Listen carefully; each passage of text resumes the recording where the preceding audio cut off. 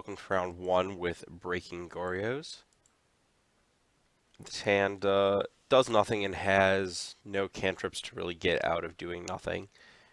If I had a creature, well, specifically Griselbrand, if I could discard a Griselbrand, I might keep this. Um, because I could just draw, discard, and draw, and like actually get somewhere out of this hand, or discard the Griselbrand to the Cathartic Reunion. But as is, doesn't seem very good. This doesn't do anything either. This will do. I've got filtering, somewhere to go in the through the breach interaction.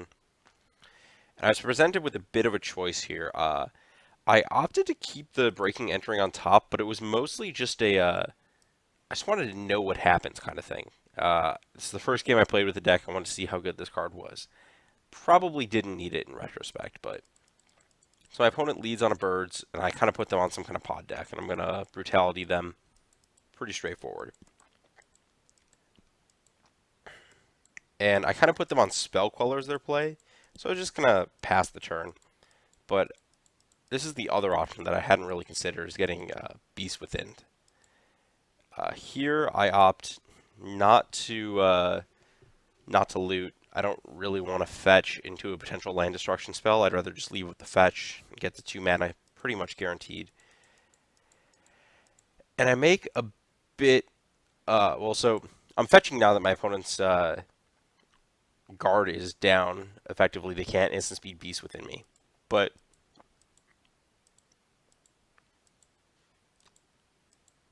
so I'm going to fire a Collective Brutality for 2 modes, killing a creature and taking a card. Here I take the Acid Moss because it's the immediately castable spell, and immediately realize that, well, not immediately. I realize it next turn, but I made a mistake here. And this is why.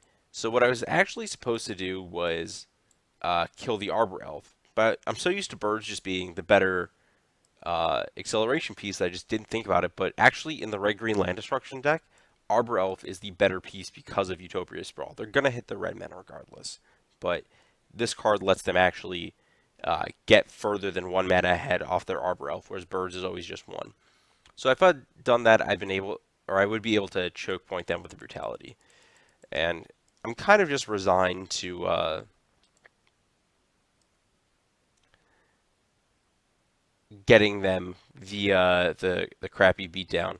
I didn't escalate at all on these brutalities because it doesn't change my clock unless I just bid my whole hand 2 turns in a row. 4 turns with this, 10 is still 4 turns.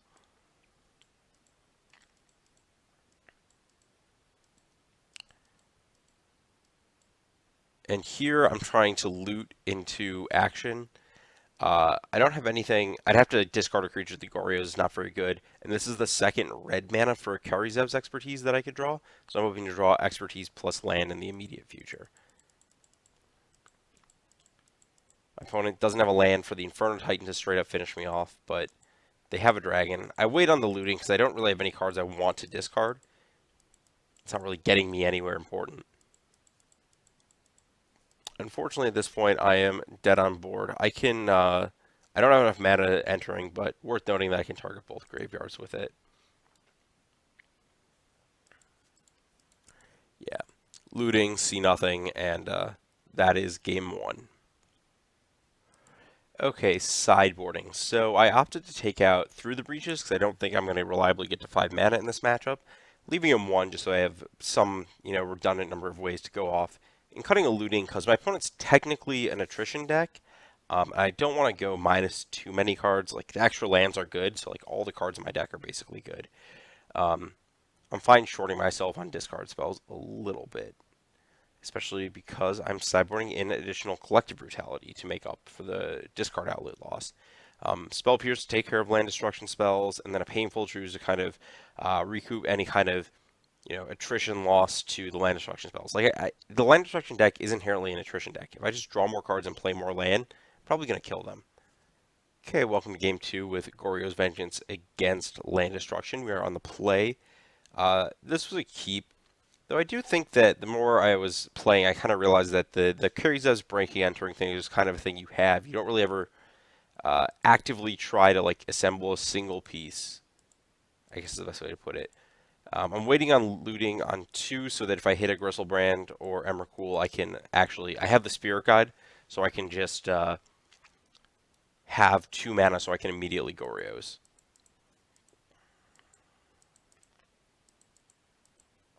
So this is what I start going for. Fetching basics so that the dual lands are actually in my deck to go off with. And here I'm kind of... So one of the interesting things with Emrakul is that you don't always want to fire it at the first possible opportunity because they might be able to recover from Annihilator 6.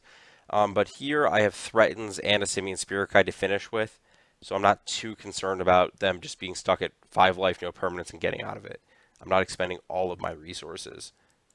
And it's kind of sweet that I realize at this point, Kari Zev's expertise against my opponent's Inferno Titan deck is nice.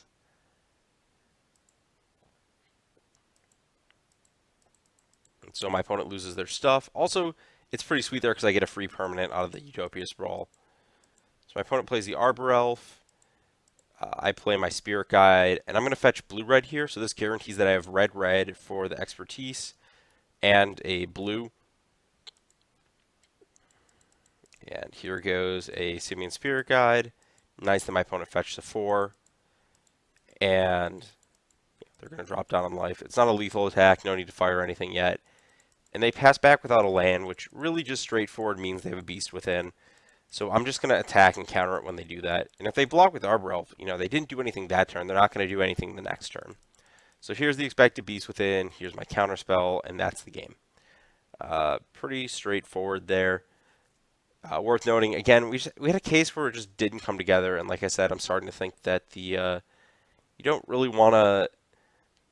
these are just cards that if you happen to draw both of them at the same time, it does their thing. But you don't want to be like, oh, I have Breaking Entering. That means my hand is almost made. It's like I have a Breaking Entering and my hand can draw a few cards. Maybe I'll get there, I think is the better way to look at that. Back to sideboarding, I opted to swap out the Painful Truths for a Fatal Push on the draw so that I could stifle my opponent's mana production, just take out an early birds. Basically a time walk against that deck. And I think on the draw, the extra card in my hand from drawing first helps mitigate some of the card loss I was fighting against with Painful Truths. Okay, so game 3 here against Land Destruction. Hand is pretty obviously keepable. Does things, has, could potentially get here, could potentially get here. Lots of different ways to make a hand.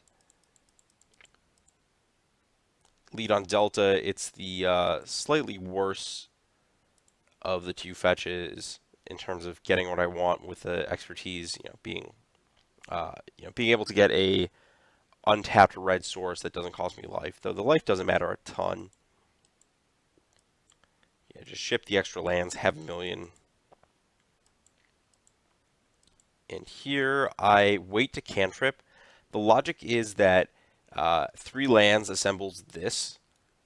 And I don't really want to fire Serum Visions until after I've used my fetches. Otherwise, it just loses basically all the scry value. And I don't want to be put into a spot where, I want to fetch it. I think it's just better off. I have all the cards I need. I'd rather just wait and get full value out of the Visions. Especially, if my opponent just played a Blood Moon this turn, which they didn't even play a land. But if they just played a Blood Moon, I'd have to fetch a Swamp and then shuffle it away. And it's just better to have the selection later. So here, I get the second... So I played the Delta that turn with the logic of getting a Swamp in the face of Blood Moon. Here I'm getting a Blood Crypt because I'm Emrakuling away all my opponent's stuff. But also, this is a red, this is a red. If I get the Swamp, I won't have double red for an expertise later. Or I might, but I would have to use Spirit Guide, and I'd rather just attack with this card.